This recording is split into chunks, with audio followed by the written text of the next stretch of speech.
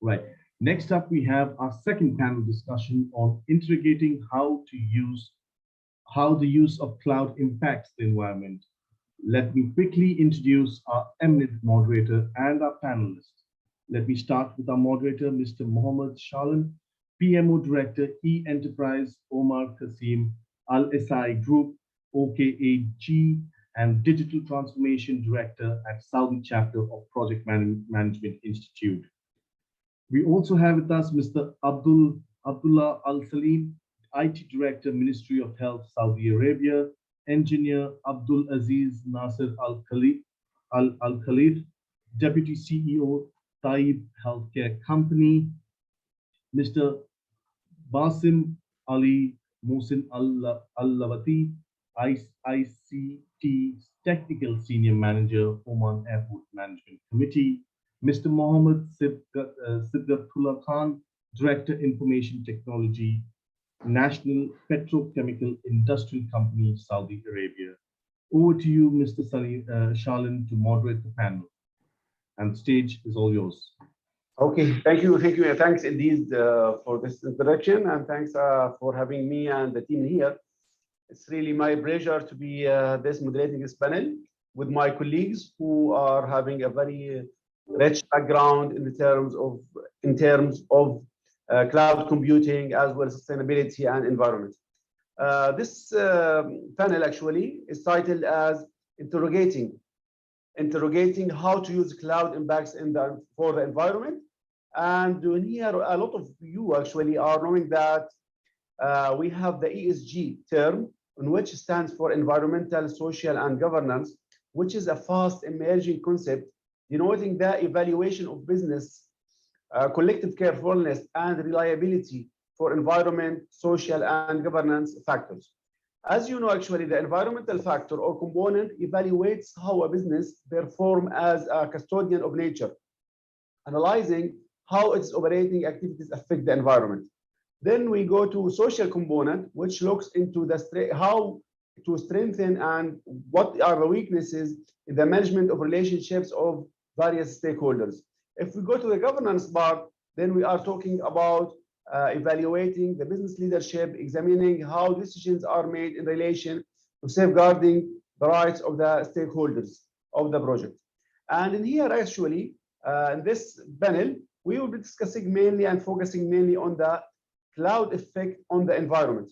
And in here, I need to start actually with my first question to Mr. Abdulaziz Al-Khalid. And I need to address Mr. Abdulaziz how to describe the changes that comes with the cloud implementation on the network and connectivity. If you can tell us based on your experience, what are the effects of cloud implementations on the environment, please? Well, first of all, thank you for having us in this panel, and we hope to add value for that, giving feedback on our own experience. From 2016, we have started implementing whole upgrading for our network and anticipating to move to cloud computing. Once you think about cloud computing, you have to consider that a lot of processes will be done outside of your own network. So there would be a stress on communication within the environment itself or the network inside the on-site location, and also the connection between your organization and through the provider ISP and then to the cloud provider. So we made that that connection more durable, more have more throughput. Even with our current situation, increasing the bandwidth, increasing the throughput there, it does stress that once you have that connection, you need to have also a backup for it. And also once you have a backup for it, you have to have a backup for business continuity. So introducing cloud into any organization will change the dynamic inside it. So the thinking of we have our servers and our local network and we could just deal with it and stress it as much as we like, the traffic is under our control, is no longer applicable. I think we need to really relook of how are we connecting and what are we connecting. I've been talking to other companies, and once they introduce a system like a content management system or a document management system, archiving system, they will feel a lot of pressure. So that is something that need to be looked at thoroughly before you move to the cloud. And if you move to the cloud, maybe employ some sort of condensing technology that will condense it from the source and to the destination, and it will be then again uncondensed or uncompressed. That's from our experience and what we have experienced from 2017 up 16 up to now. Thank you. Then maybe you are talking about to have some components of the solution outside the cloud, or at least you have a kind of edge computing or any kind of things for cloud, for something like heavily utilizing the bandwidth, such as documentation, something like this. Sure. You need to say. Yeah, it is consuming a lot of the bandwidth that usually before moving to the cloud was reserved for only browsing and quick communication to the outside. After the implementation of cloud computing, it's really the main line of communication. It's become business critical. It's not only business critical to have it as bandwidth, small bandwidth. It's requiring a huge bandwidth. And the more that we implement and more move into either a private cloud or public cloud services, the more that we demand of that connection. So we end up with multiple connection, multiple ISP, just to make sure that there will not be any disconnection. And if there is, we are ready to with a backup, something like that. Okay, very rich experience. Okay, thank you very much.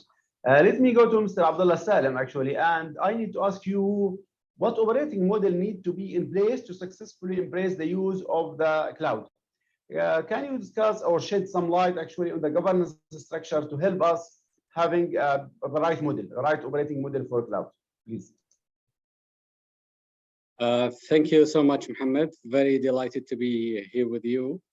It's our privilege to talk about this important topic, and especially in IT, we usually are not involved heavily with the environmental impact, although I think 2% of carbon emission is coming from IT, whether in terms of computing or manufacturing the hardware itself.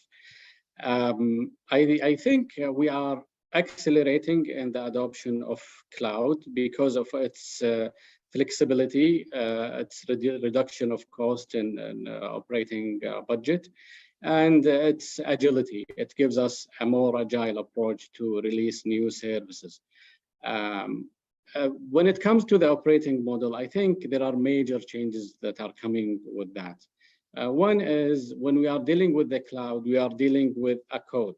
So we are not anymore dealing with an infrastructure or a network, and the skills that was required to manage the network or the servers and the network engineers, the administrators will need to have some of the software engineering skills, because we will be managing and handling the infrastructure remotely through executing commands and through coding.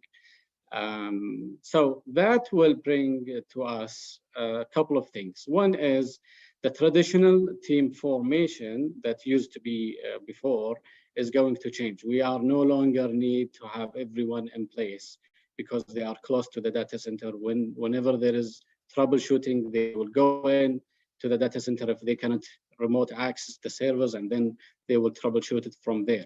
So that thing will not be required anymore. They will be managing the infrastructure if it is going to be in the cloud, infrastructure as a cloud, they will be managing it remotely. So that gives us a way to reorganize the operating model of having the infrastructure team or managing the infrastructure platform on the cloud remotely. And we are not going to need to have this activity in place or in-house anymore. So how that correlates with the environment, we will be needing less space of computing. We are not going to need big data centers, which also consumes a lot of power for cooling. We know that any data center need to have 24/7 cooling system because all the computing power inside the data center needs to be cooled off. We will not need any more generators, because if the power is going off, we need to have a generator that supplies the data center, so the continuity of running the infrastructure is on. So all of that will definitely have an impact on the environment. We will be having a shared resources instead of having one block of data center that consumes all of this computing power, electricity, cooling, generators, etc. So I think the operating model will change, and along with that, the consumption of space and of power and of cooling and of having alternative energy sources will also be changing, and it should eventually contribute positively to the environment and all. Then I think what you are trying to say is that a lot of dynamics have been changed. So for example, the hardware dynamics have been changed and shifting from one location to spread all over the world. Similarly, you will find, for example, your team skill sets have been also changed. And then you have to also to orchestrate between multiple people, and maybe you need to have more skills at certain areas rather than other areas. So I think this like built for you a kind of governance model, how to control all these dynamics that is changing from the old mentality to new mentality. Well, your experience, how you see it, was an easy task or it was a difficult task to handle such kind of transformation in the mindset and in the skill set of the people? Well, there is no question that there is a need of having of going through a change management process when adopting the cloud, because even though we are not seeing differences in terms of the services or the way the user is experiencing the IT solutions, but definitely there is a change in the way people are doing their task. There is a change in the KPIs. There is a change in the targets. There is a change in the objectives. There is a change in the way of doing work. So, for example, if you take it from security perspective or from infrastructure perspective, we are no longer managing a silo. We are managing a block within a bigger infrastructure. That bigger infrastructure is the cloud, and it is being utilized and being used by many other organizations. So that kind of thinking and way of dealing with the day-to-day job, our business as usual job of the IT team has to also accommodate and accept these things are going to accelerate, and they need to enhance their knowledge in managing them. Oh, great, very much experience. Thank you very much. And now I need to go to Mr. Muhammad Khan, actually. Mr. Muhammad, you are part of petroleum industry. And petrochemical industry usually is looking heavily in environmental parameters, and because this is a lot of people have an eye on these kind of industries. What are the environmental benefits that you took out of cloud computing? And if you can correlate to this to other sources of environmental aspects of the petrochemical industry that you are in, please. Thank you very much, first of all, Mohammed Salah, and the entire panelists, esteemed panelists, with whom I'm sharing the entire stage and sharing the knowledge. Coming back to the question, I think you have raised the right question, because as being in the petrochemical company, we are focusing on environment, and we are actually, we have to. Coming back to the information technology right now, this is the age where there are drastic developments and drastic, you can say, new technological things are coming, like machine learning, cryptocurrency, mining, and seemingly infinity data storage capacity enabled by cloud computing.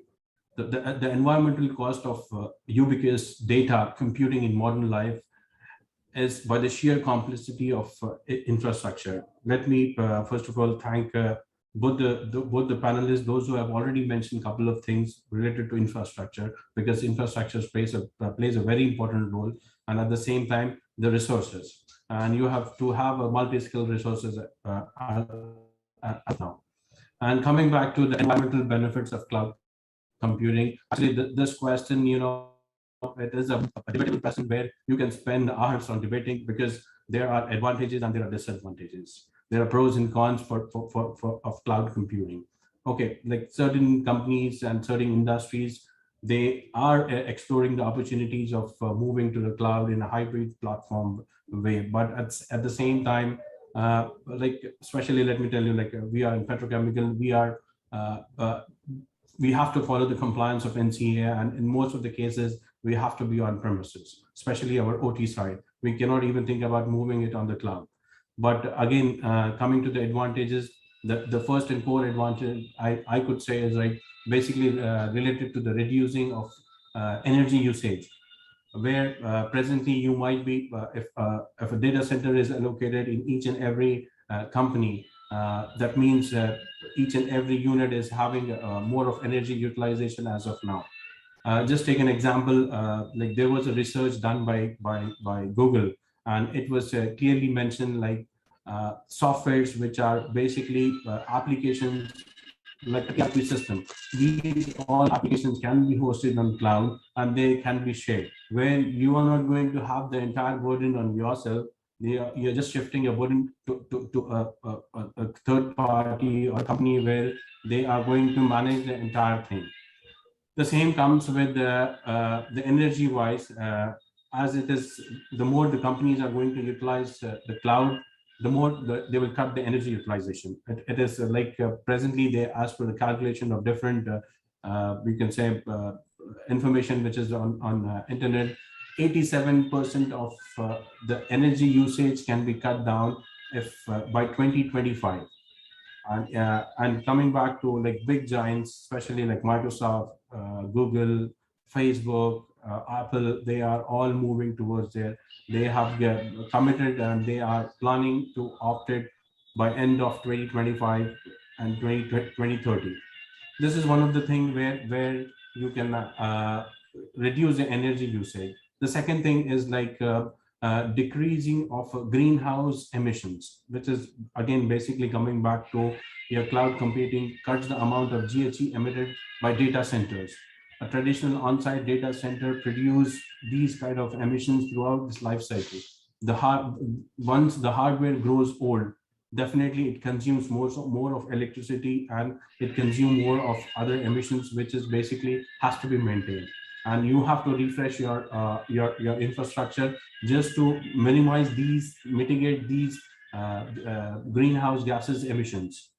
Again, coming back to the petrochemical, I can add like over here, environmental monitoring is the core part, because okay, we are aware that we expose, you can say, the certain kind of chemicals throughout the entire city. So the government is managing, and at the same time, people, those who are responsible of managing, they have to handle it very cautiously, how those things has to be disposed, or even if we are blowing it into the air, we have to do it in a certain stages, certain steps, where certain processes where we don't harm the entire environment, those who are living around us.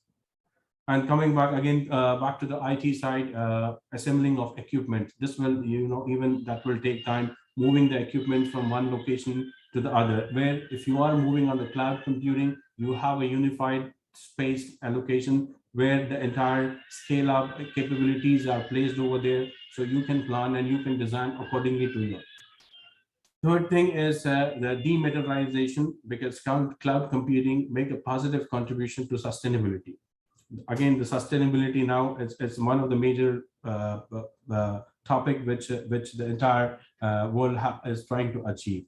They wanted to replace of high carbon physical products with virtual environment, where you are going to move and utilize more of virtual environment related technological aspect. And at the same time, even as due to the COVID, I think we have already opted it and adopted it. Like each and every company now, they have moved their data sharing applications to Dropbox, SharePoint, or Google, or whatever you say, the platform of technology, what we have it. Let me give you an example of e-signature. Definitely, we have moved further, you can say we have speed up and we have accelerated because of the COVID. We have started utilizing, knowingly or unknowingly, every industry, every company, every organization is already onto it. They wanted to cut the paperwork, they wanted to cut out the paper utilization, and they wanted to, they don't need to dispose of document that has a negative environment impact. You're muted. Yes. Let me describe one thing actually. As our friend actually, Mr. Abdulaziz said, moving to SharePoint or moving to kinds of heavily documentation, usually it is adding a lot of bandwidth utilization.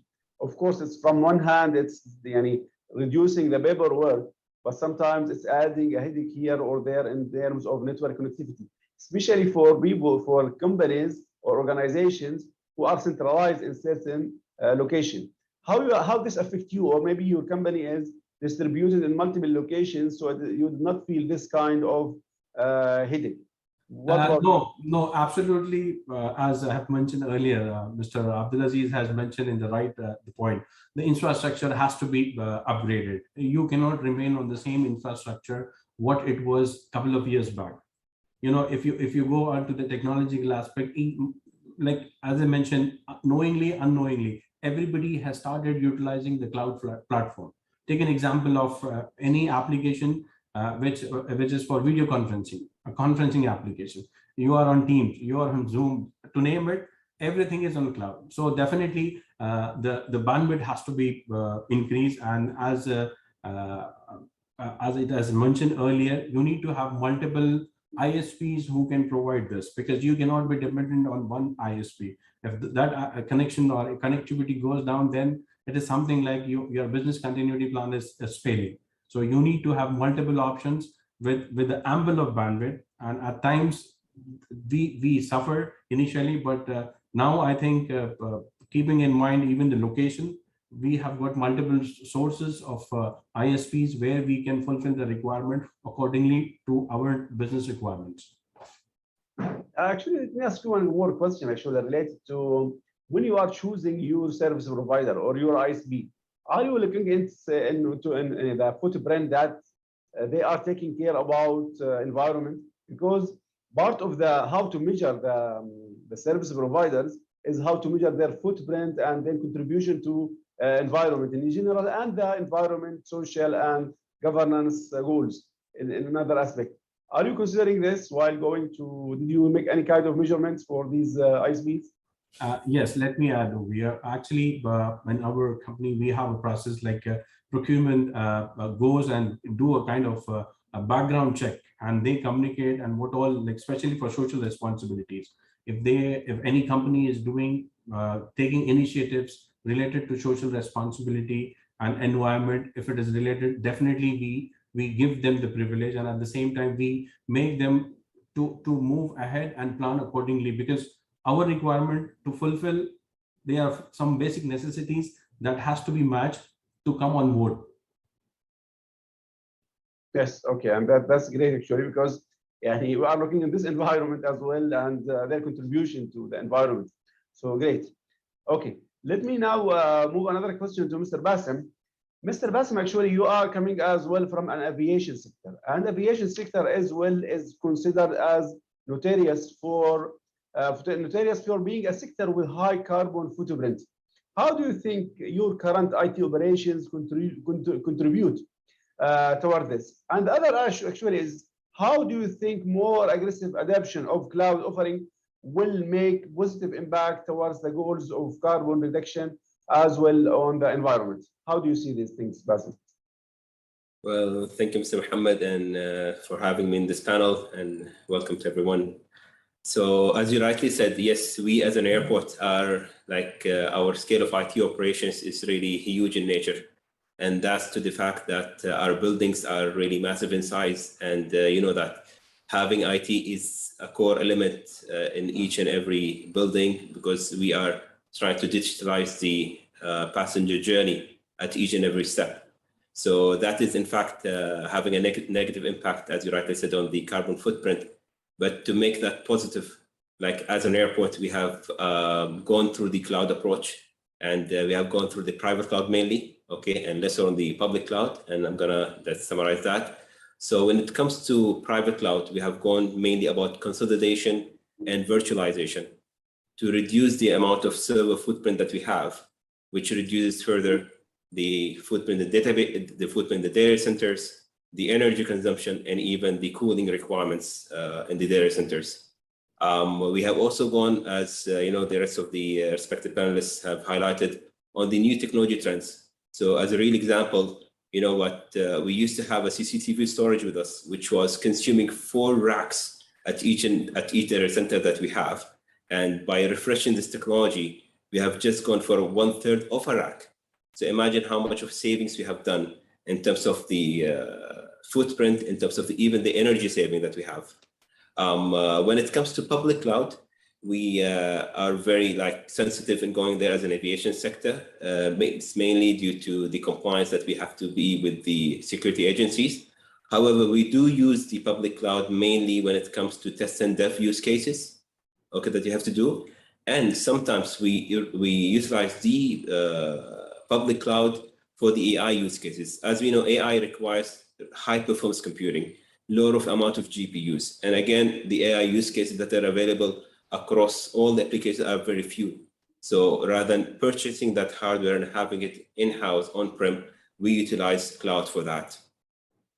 The other thing that we have done, there are a lot of endpoints across the airport. Okay, literally at each and every step of the airport where the passenger goes through, there's an endpoint. So there's a workstation.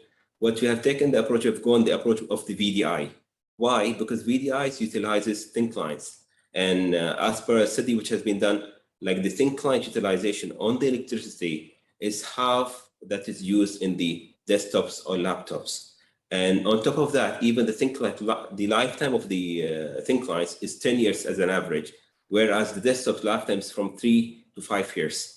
So looking at what I have highlighted, from the private and the public cloud use cases that we're having, if we look at that and we adopt all these things, we are in fact positively impacting the entire supply chain.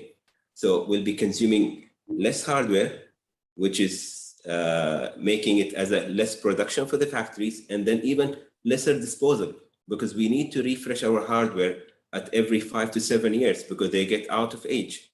So by doing that, we are really impacting the entire life, the supply chain cycle. The other thing that we have also been careful in the airports is by digitalizing the papers. Okay, so Ms. Mohammed was speaking about some other SharePoint and other platforms that we're having. What we're trying to do along with the airlines is digitalizing the tickets, the boarding passes. As you can see right now, they became as an app, and we are enabling technologies like our boarding pass gates to read those digital boarding passes rather than printing these boarding passes. Last but not least, we at airports, we participate in a program which is owned by ACI, the Airport Council International, called the Airport Carbon Accreditation Program, and which has 6 levels. And alhamdulillah, proudly I can say that we as Oman Airports, we reached to the level 3 of that program, which is contributing again very positively towards the environment. Thank you very much. Thank you. Actually, I'm really happy to have our airports and our services getting good ranking actually on those kind of performance indicators related to environment and as well related to performance. It's really amazing. And when you are always talking about the thin client, I like the approach that thin client is really have longer time, longer lifetime, as well it will have lower impact on the environment. And actually, I was part of CETA in 1999, where I ran the first thin client project for airlines. It was for Royal Jordanian, actually. I was at that time part of CETA, so it's we are coming in the same direction. And one more point, actually, I need to discuss with you is that related to private cloud as well as public cloud. I know actually, private cloud is used because you have a lot of regulations in this industry. But sometimes the public cloud is used because you are using a kind of analytics or a kind of, as you said, artificial intelligence. And in this, actually, you require a lot of computing. And the good thing maybe is that you are having the transactional data on your private cloud, but you have the analytical part, you have it in the public cloud. And I need to ask you actually a question related to one of the considerations when we are talking about environmental aspects, is that how we design the application, or even the source code, sometimes how the source code is written, or which programming language is used. Sometimes we are looking into these details when we are considering the effect of environment. Are you considering these factors? Do you have something from your experience you can share with us? Well, yes, true. That's a very true factor. In fact, we at the airport, we have our own development team. Like we try to, in fact, to reduce the cost in the airport. As you know, that airline and airport industry have been heavily impacted by the COVID scenario because of lower capacity. We're not really traveling. So what we have tried to, we try to develop all these softwares in-house. And one of the factors that you used to look at is the CPU utilization.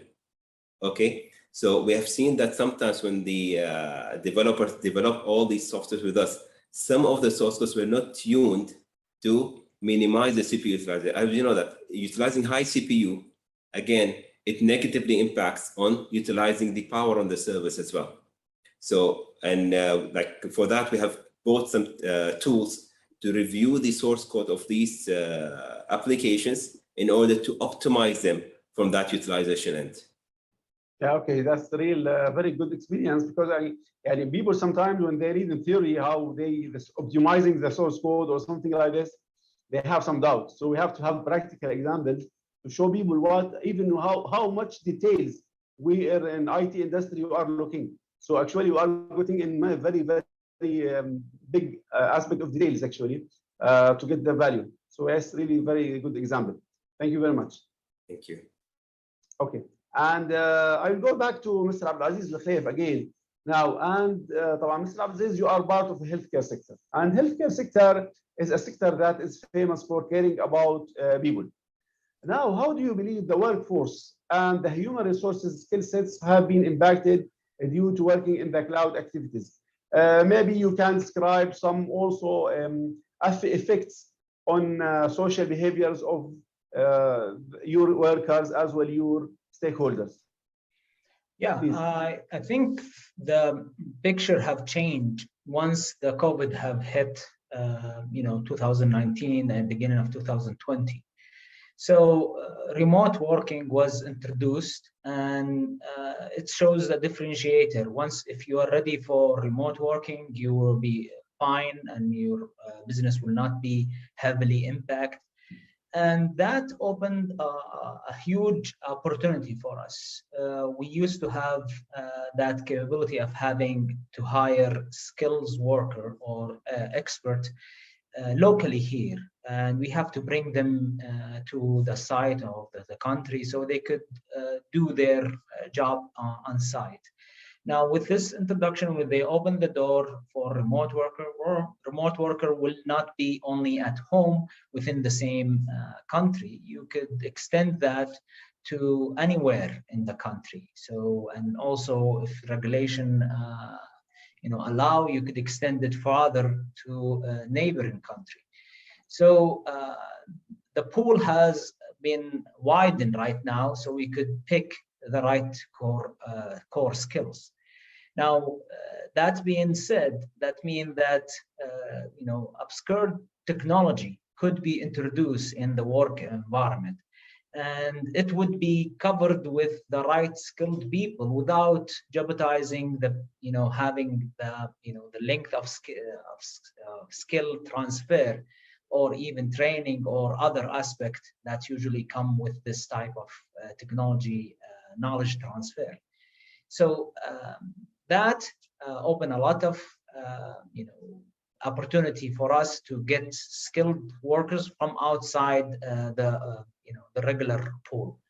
The other side is that more skills that is demanded by the implementing of cloud technology is also pushing back from our side. Now, the regular way of deployment, having the server in our data center, has been right now being pushed aside, and we are moving to have everything as a service, everything as soft defined. So network is software defined, servers are software defined, everything is software defined. So reskilling or retraining people to have those capability have been a challenge. Finding the right people that have the skills to move ahead with this direction of moving to the cloud, for not only private cloud. Everybody knows private cloud is simply just moving or co-location. You move your racks or servers to a different data center, and then you could monitor them from afar. But actually adopting serverless technology, adopting not even a virtual, it's like technology like Dockers, technology like other type of technology that will only rely on whatever you are using as processing for your programs, not even going to the detail of owning the whole virtual computer or virtual server. So those type of movement from a traditional, you have to have your own server, you run it and you maintain it and everything, up to having only serverless environment that only you're just interested in whatever you're running as a process right now in the memory, and then it will disappear.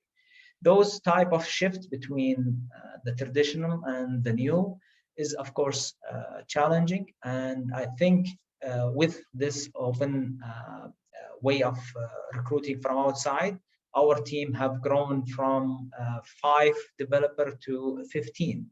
That is remotely working and task oriented, doing as a particular task in a separate place, and then we embed it or roll it out in a different environment under strict, of course, review and security audit. Actually, that gives me to ask you two questions.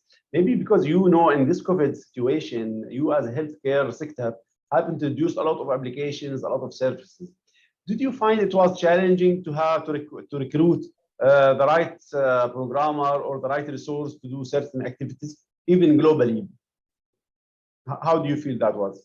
I think the first part, when people were working remotely, it was easier at that point, because some situation will present a risk and also opportunity.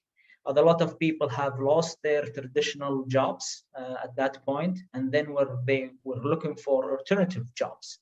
And skilled worker sitting at home that could provide service to build a piece of your software or certain activity related to your work were abundantly available. So from that side, I think it was at the beginning a little bit slow to gain those skilled workers, then it took off. So right now the pool is the entire world. I think it's become more abundant for them for those requirements. Mm-hmm. Okay, fine, great. Okay, and thanks indeed actually for this insightful situation. Thank you very much. Okay, now I need to go to Mr. Abdullah Salim again and ask you. You are as well actually coming from the Ministry of Health and coming from the health sector. So how do you see other elements impacting the environmental and transition to the cloud, other than the IT management aspects that we have discussed during our discussions? Thank you, Mohammed. Well, I think there are 3 main things that we could generally think of when it comes to the environment and the future initiatives and strategy of IT. One is, whenever we are thinking about digital transformation, we need to keep in mind the environmental impact, and we need to keep in mind how we could utilize shared services or shared component or getting off-the-shelf services rather than doing it in the traditional manner. That will have an impact on the environment and an impact on the cost. So having that factor, the environmental factor, while thinking of the digital transformation or digitization strategy is really a key element. To be frank with you, without having support or that way of thinking from a strategic level, I think it's not going to be very beneficial for projects and initiative to take in place or to think about the environment when they thinking about kicking off their projects or their transformation plans. Second is regulation. So I know data privacy is really important, and there is a strict regulation on that. Most probably, we could look at computing power that doesn't require, processing of sensitive information, and how we can utilize using that in the cloud without having, something that requires us locally to do, and thus reducing the computing power required. So regulation is also key. It could encourage the use of the cloud in a way that positively impact the environment, or it could just, regulate and mandate what practices need to be taken in the cloud, and that not necessarily will take into consideration the environment. Final thing, maybe this is a very optimistic point, is to subsidize programs that could support cloud providers to come locally and to provide, to, let's say, set up places for them that is mostly ideal for cloud computing housing power.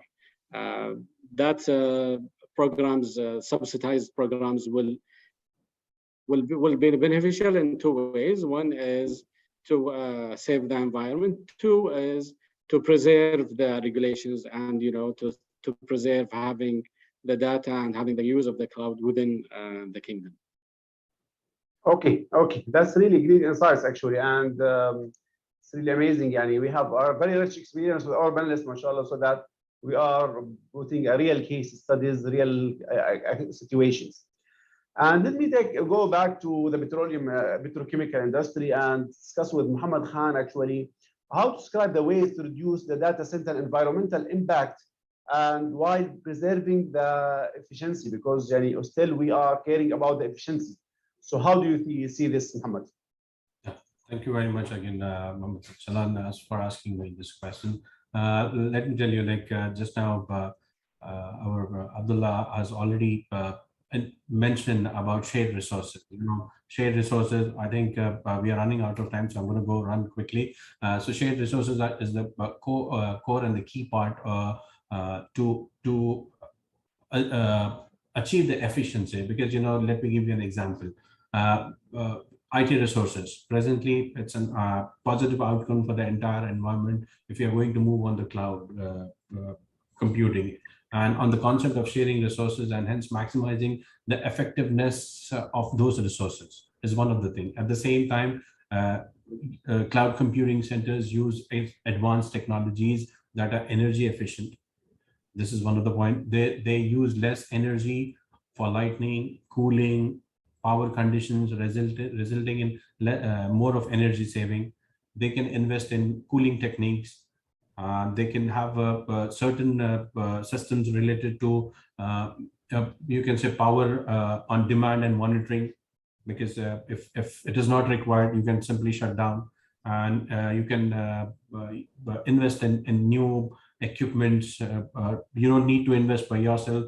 The data center, the cloud is already going to have it. You just need to scale it up. And the most in the core part is invest in renewable energies, because I have been going through with many documents, and in those of the documents, it was very amazed to me, Google and the big giants, they are building the data center, especially in Iceland, because they don't want to have a cooling system. So they have a natural cooling system where they're going to spend less of the investment and less of the money to overcome this requirement. And at the same time, there is one more, which is a kind of, you can say, emergencies and contingencies power is an important consideration for data center.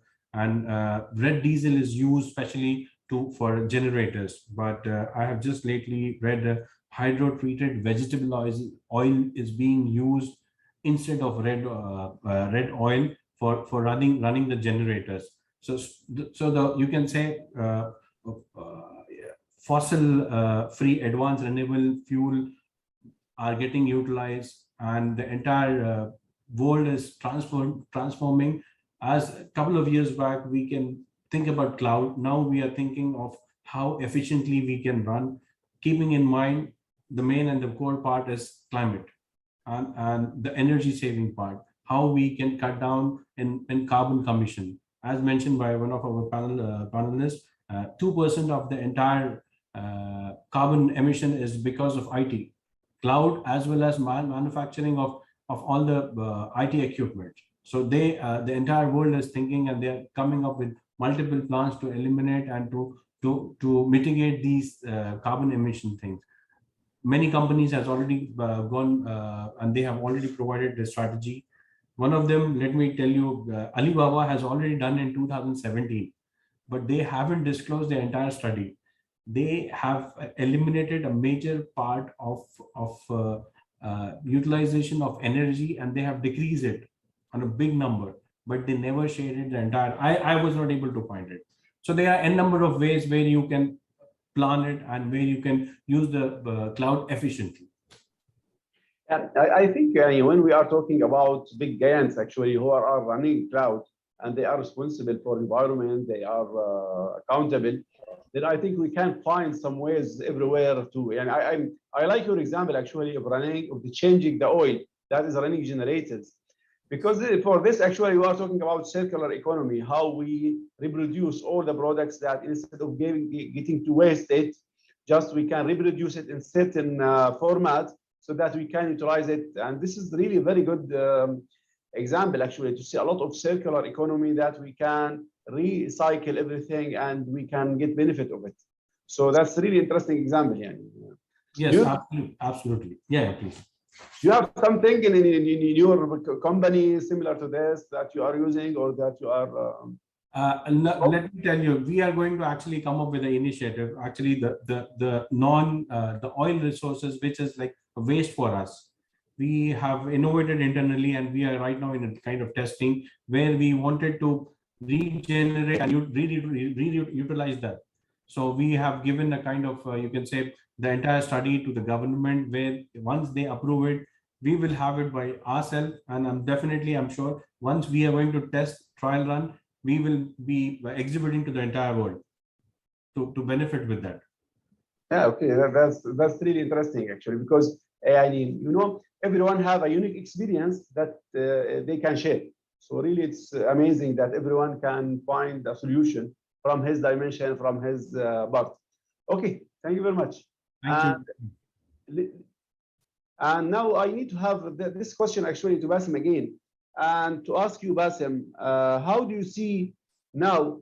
For example, you are coming from the airline industry. So how in this last decade there was a phenomena where large cloud providers made significant investment in establishing cloud or data centers in our region, in the Middle East. In spite of the fact actually that we have like year-round sunshine, but still there is a lot of people moving in here. How do you see this trend? And opposite to what have said by Hamad Khan actually, is that they are moving to the bowl or something like this. How you see people are moving to our region to have their data centers here? Thank you, Mohammed. Yeah, you are absolutely right. As you can see, like the major cloud providers in the world, we have their presence in the Middle East, being it Microsoft, Amazon, Oracle, they all have their clouds with us. And the main reason I believe behind these is the cloud adoption in this region has significantly increased. And that's due to the revised policies even by the governments, which are easing to business to businesses to move their data to the cloud, as well as the again, the maturity of the organizations and even the cloud providers, that there has been maturity over time. People have seen the cloud success scenarios which are available around the world. So people have more confidence now to move to the cloud. And the other thing which has been like mainly I can see it, people in this region which are really caring about is the localization of the data. Now we can see a lot of cloud providers in this region, they provide you that option. So if you want your data only to reside within your country in that cloud, they'll provide you that option. If you want to sync it across the border to other countries, again, that option is there. So that's why we can see major shift now, which is going to the cloud, which made the cloud providers come to the Middle East. And on the other hand, when you said about the sunshine around the year, yes, we have, like Mr. Muhammad was giving us examples of Google building their clouds in Iceland to utilize the condition of the weather. Well, we can say here it's on the other way around. Like we have sunshine, which is potential for us using it as a solar energy, okay, to cool our data centers. So we can utilize the solar power and turn it into energy and make it as a green energy, because we can see that governments in this region, they're introducing now solar policies, and they're even incentivizing businesses, okay, which use green energies. And they even allow you the option, in fact, to sell back the excess energy back to them. So we are getting revenues from that. And one of the, again, best factors within our region, the weather conditions are really stable. So we know that we have 8 to 9 months of heat and 3 to 4 months, I wouldn't say of cold, of like what you call it, acceptable weather. Right.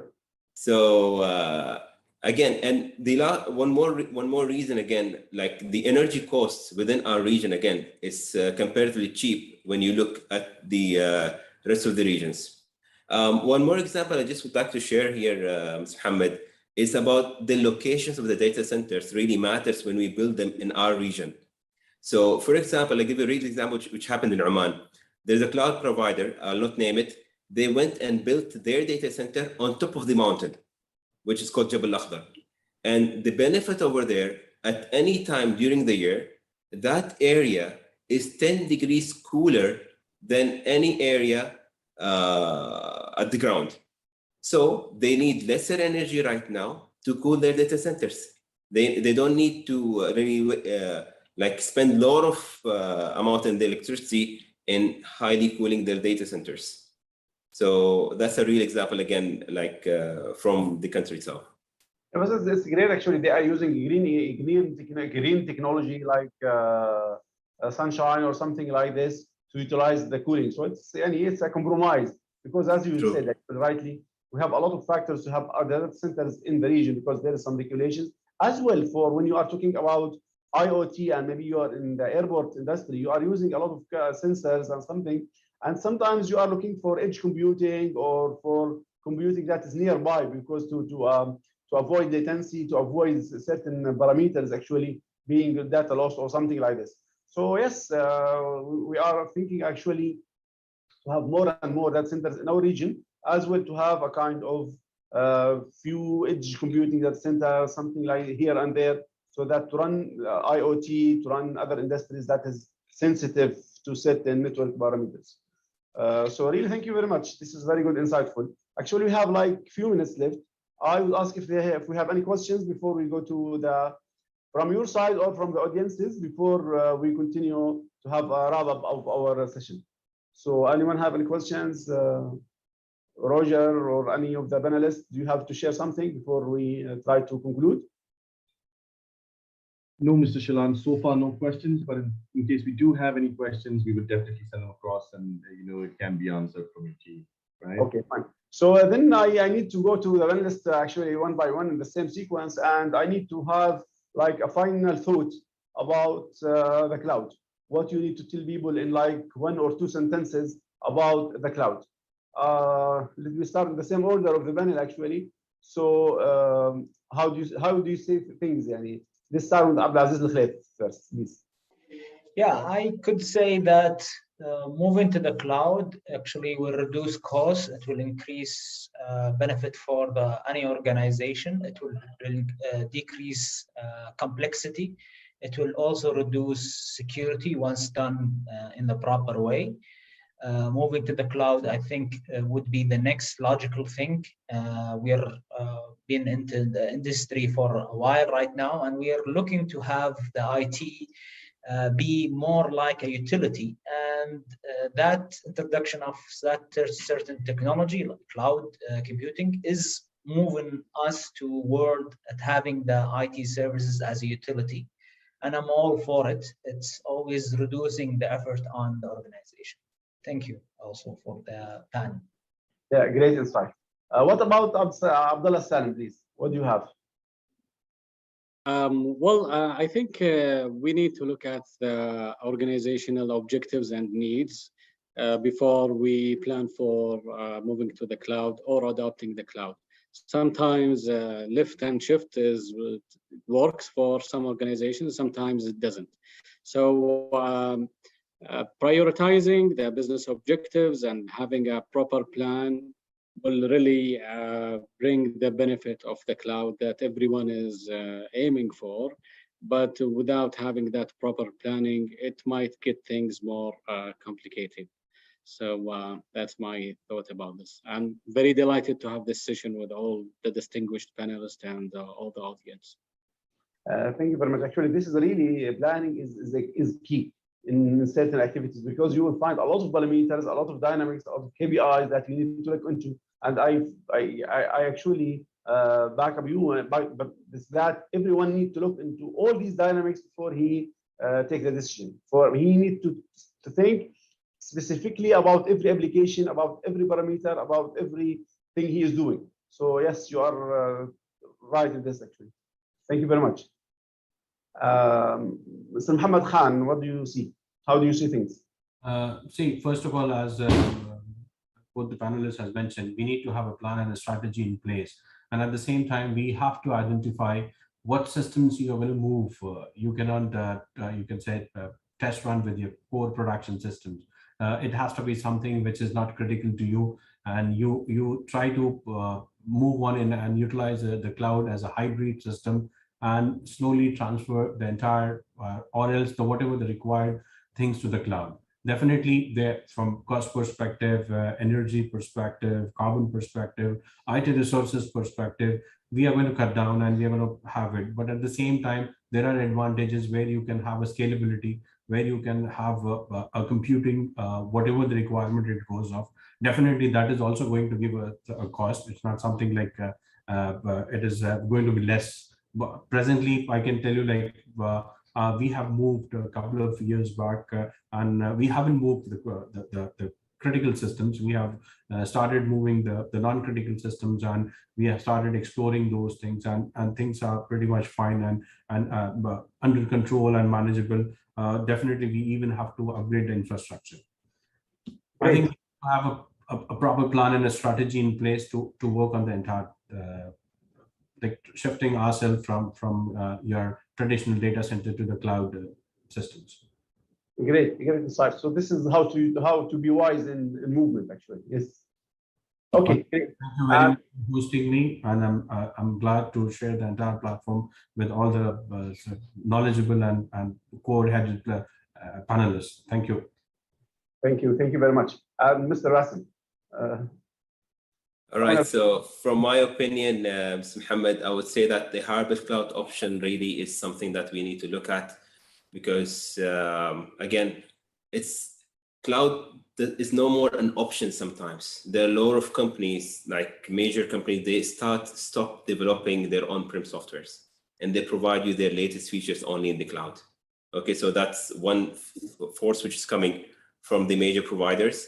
And if for the on-prem things that we need to move to cloud, I would say that we need to first test the water, move, again, the non-critical workload, as Mr. Muhammad have highlighted, test it for some time. Again, cloud might not be always cheaper. It might be sometimes expensive as well if you don't choose the right workload to move it to the cloud. But yes, cloud is the reality, and that we need to accept it. Yes, thank you, Miraj. Thank you very much for this insightful information. And really, it was my pleasure to be with you all and to learn from you. Thank you very much. Thank you. Back to you, Roger. Thank you very much to your panelists, Abdullah, Engineer Abdullah Aziz, Basim, Mohammed, and our dear moderator, Mr. Mohammed Shalan, for an extremely interactive, insightful discussion. It indeed was great to hear some top trends, solutions, and key points around interrogating the use of cloud impact and how it impacts the environment, right? Thank you once again for your time, and hope you'll have a great rest of the day. Thank you. Excellent.